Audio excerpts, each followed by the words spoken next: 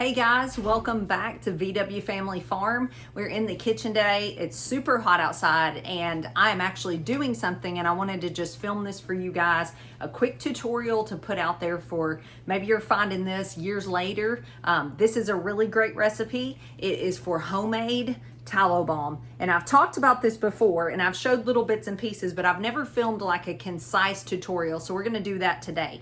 We're going to get right to it. I first want to tell you why I make this. This is made from beef tallow, and I have a lot of questions on what is tallow. What are you even saying? It's Tallow, and it is actually rendered down beef fat. We raise grass-fed, grass-finished beef here on our farm, and if you can get a hold of some good quality tallow, you can do this yourself very easily from minimal and simple ingredients. So this is whipped tallow balm. You can see this is the finished product. We're gonna make this together today. It holds up. It's not liquidy. There is a science to this. I have failed several times, and I was able to salvage the batch by putting some beeswax in it, which is also great for your skin. But my goal is whipped tallow balm. You can also make, it's more like a salve if you can't get it to the whipped consistency. There is a lot of people who fail at this from my research online and from looking at recipes online. They fail at the whipped part. So that's what I want to stress today, is how to get the desired result that you're looking for. So let's get started. So the first thing, obviously, you're going to need to do this is tallow. So this is what it looks like. I have a big package of multiple chunks of this. You can see this actually still has some meat on it. You can put it in to render down with that on it. I'll probably go ahead and trim that off. You can cube this up. You can ask your processor to grind this up for you. All those things make it easier, but it's not necessarily necessary. I'm gonna be putting these large chunks in my crock pot. So I'm gonna get that in there, and then I'll tell you what our next step is. So I am rendering this in my crock pot. I'm gonna turn my crock pot on to low. You definitely do not wanna render on high. So these next couple steps are super important to the success of your product. If you do not do these correctly, your end product could make you smell like a pot roast. I don't know how else to say it. That's not what we're going for here. We wanna smell nice, like essential oils, or if you're wanting unscented, unscented. You don't wanna smell like you just rubbed meat on your face. I mean, you might, but your dog might not leave you alone. So there are a couple of key steps to this. We are going to do a wet render. So we are going to use about 4 cups of water and 2 tablespoons of salt. That salt is gonna help draw any impurities out of your tallow, and it's gonna help your end product have a nicer, basically no smell. So that's what we're going for here. So get some warm water, dissolve a couple tablespoons of salt in it, and pour that in. Don't worry, I know that a lot of worry with rendering like lard or tallow is not getting like all of it rendered and it molding or whatever the case may be. So now you're probably thinking, we're gonna add water? How in the world are we ever gonna get that off? It's gonna work out, I promise. So go ahead and do that step. So I'm using a very fine grind of salt. This is actually like Redmond's real salt. This is the finest ground. And so you're gonna wanna dissolve this in water. The finer your ground, the easier that's gonna be. And then we are gonna put this directly in our crock pot. We're gonna put the lid on and we're gonna leave it for a few hours. You're gonna let this cook for a few hours until it really starts to cook and break apart. How long this takes is going to depend on if you had it ground or if you chopped it up fine or whatever the case may be. Now at this point you can continue to let this render, and then when you think it's cooked down as much as it's going to, this has more that it can cook down obviously and pull that fat out of those chunks. But when you think it has done all it can do, you can run it through a piece of cheesecloth or a fine strainer. This is another option, and this is gonna look crazy to you, but I'm going to use this immersion blender and I'm going to blend this up. It's going to look like a nasty soupy mixture when I get done with this, but I'm gonna show you what it looks like when I'm done, and you're gonna be amazed here in a little while what this does. Okay, so at this point, if you start to see that you have pieces of meat in there, I thought I saw one, or pieces that are simply not going to mix up, this batch I had kind of already sifted through it before I put it in here, but if you just put anything and everything, the little pieces of meat and everything. At this point, you're going to start to see those. Don't just keep blending. Go ahead and take those out. And more than likely, they're not going to blend as easily. It's going to be easy to tell the difference. Now, that is still a piece of fat. That will go ahead and render down. But you can see, I've now mixed it all together. And you may be thinking, what in the world have you done? I know this looks kind of milky, kind of soupy. So now we are going to give this probably about an hour. And it is going to begin to clarify. And then when that happens, it will be ready. So I'll show you what you're looking for. Okay, so this is what you're looking for. You can see it's completely changed color. It's more clarified. And we still have those pieces floating. I think those are going to be too. I suspected it earlier, but I was hoping they would go ahead and render down. They did not. So we're just going to go ahead and strain those out. You can see this is pretty clarified and it's ready to be strained. So I'm using my strainer that I use for milking cows. I've also used a colander in a bowl lined with cheesecloth. Anything like that will work.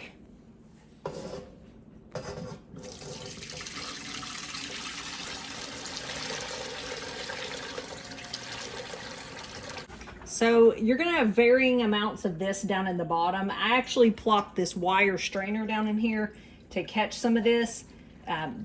Whatever filter you're using will catch it, but I'm just trying to make it easier and make it go through better. So I'm gonna let this finish draining. You can see how beautiful it is down in there.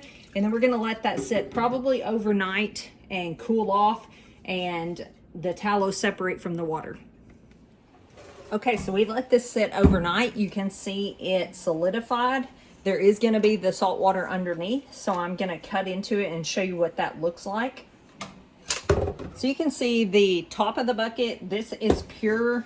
It doesn't have any impurities or any dark spots or anything like that. This is good to go. You don't need to render this again. As you get down to the bottom, and I'm going to show you in just a second, we're getting down to the part that has the salt water. You're going to have to get it dry for one thing, and I'm going to show you how to do that. You're also going to have to scrape off the bottom layer, and you're going to have to decide, do you need to render a second or sometimes even a third time. So this is the bottom. You can see it's actually white too.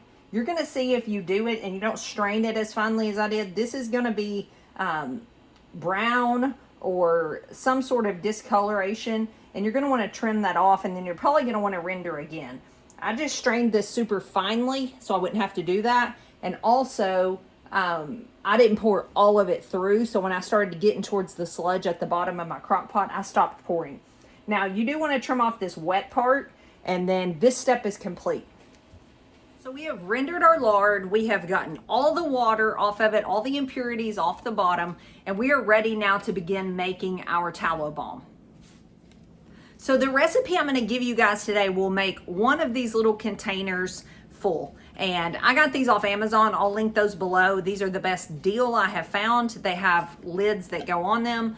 They're just perfect for this. I didn't actually know I was ordering these as well. These are 4-ounce jars and these are 2-ounce jars. They come one inside the other.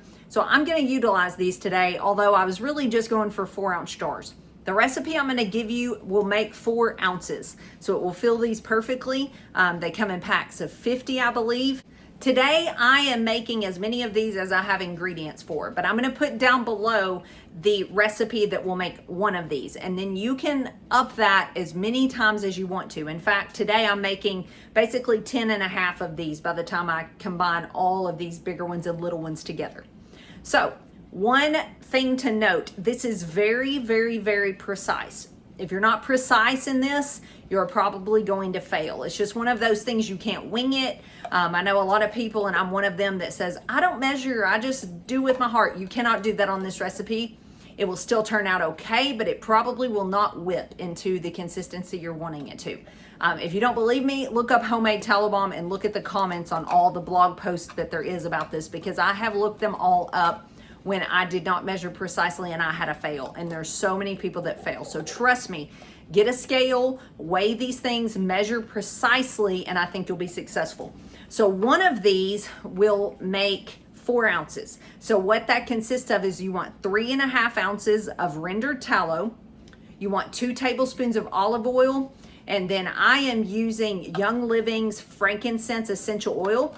It's my favorite company for essential oils, and it's the one I feel most confident with my family putting on their skin. And so if I'm making this way for my family, if I'm going to share this with friends and family, or if I'm going to sell it, I definitely want it to be high quality for them as well. So that's why I'm using that. That's all the ingredients you need. I will be using organic olive oil. And like I've already said, Young Living's frankincense oil. This is a 15 milliliter bottle. The best estimate for this is 300 drops. So you can do the math. If I'm wanting 25 drops per jar, this will do about 12 jars. You can go down a little bit, or you can go up like twice as many drops. So what I'm gonna do today, since I'm making 10 and a half, I'm gonna put this whole bottle, because that will be just a little bit above what I was wanting to do. And I could go as far as to double it, and I'll be going nowhere near that. So this is a little bit flexible. That's the only part of this that is a little flexible. I try to go on the lower end of the range, 25 to 50 drops, because I am generally using this on my face. If you're using it on your face, you want a little bit less potency. So I actually weighed this out. This is 10 and a half of those jars times 3.5 ounces per jar. So that's what's in here. And then I am going to do 21 tablespoons of olive oil.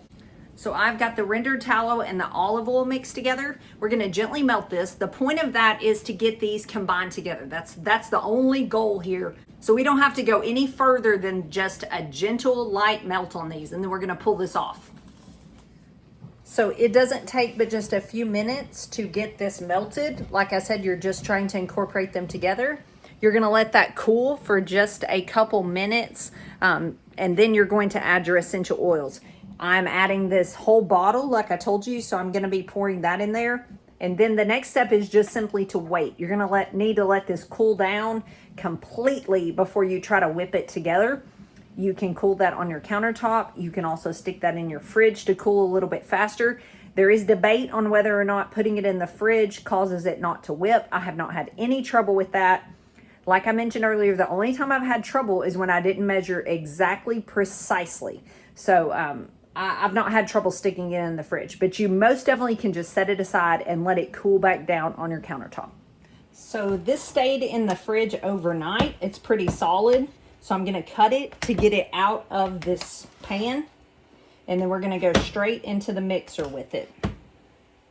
So I broke this up into 2 sections, and we are going to whip it.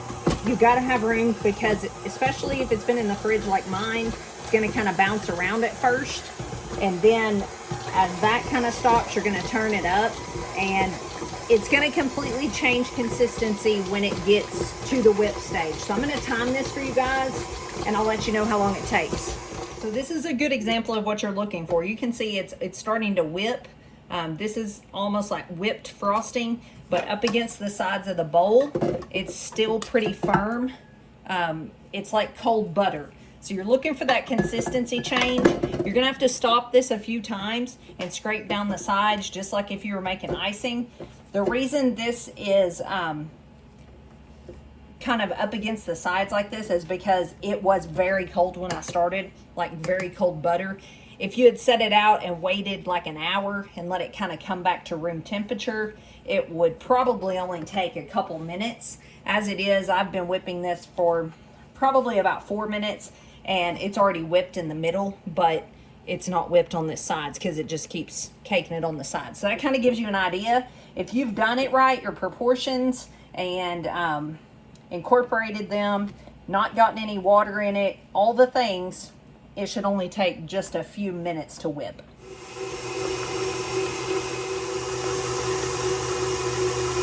So this is what you're looking for. You can see this is very thick, but it's whipped up. I'm not sure how well it's coming through, but this is much lighter color than this that has not been whipped. So it's gonna lighten in color, and it's gonna be like a stiff icing. So the last thing you're gonna do is put this in your containers. This is just an ice cream scoop. It works really, really great for these 4-ounce containers. If you're using the smaller ones, you're gonna have to use something a little bit smaller, but I can kind of get this to where it goes in there pretty cleanly. Of course, That didn't happen while it's on camera, but you're gonna wanna kind of push it down in there and fill in all the gaps. You can also give it a good like bang on your counter. That'll force it down into all the cracks and crevices. Fill this on up and you're good to go. Now, the true test of this will be tomorrow after this is warmed up to room temperature. It has sat, and if it stays whipped like this, you're good to go. So this is some from the last batch I made. You can see it is still very whipped. I have had trouble batches before and it will have like layers of oil and things in it. Those are ones that I wound up setting with beeswax. That's always an option. Don't trash it. There's too many good ingredients and it's still such a good product. Don't trash it. You might have to melt it back down and put a little bit of beeswax in there. There's recipes online for that. I'm no expert on that, so I'm not going to give you measurements, but a little beeswax goes a long way and it will kind of set it like a salve. Still very usable, still all the great qualities and properties. But if it stays set and the bottom looks set and it still looks whipped, you're good to go and it's going to stay whipped. I have some from months ago that I'm still using that's still whipped. Tallow is so amazing. It's so similar in properties to your skin that your skin readily absorbs it. You might put it on and feel like, oh, this is gonna be greasy, but then the next thing you know, it has soaked in and your skin feels baby soft. It's anti-wrinkle, it's anti-aging, all the things. It just helps feed your skin cells and keep them alive and keep your skin looking young and healthy and feeling good and healthy. I hope you give this a try. I'm going to put the recipe down below. Again, the recipe I'm going to put makes 1 4-ounce jar, about half a cup. So you can up that. I have upped that to where I made 50 jars and it worked just the same. Just be precise. Thanks for watching this. I hope that you give this a try. If you do, put it down below. Let me know if it works. If you need help troubleshooting, I will try. I have learned by doing, learned by failing, as most of the things here in my kitchen. That's how I've learned. So you may just have to get in there and do it and figure it out, but I will gladly help if I can. Thanks for watching, and I will see you guys on the next one. God bless.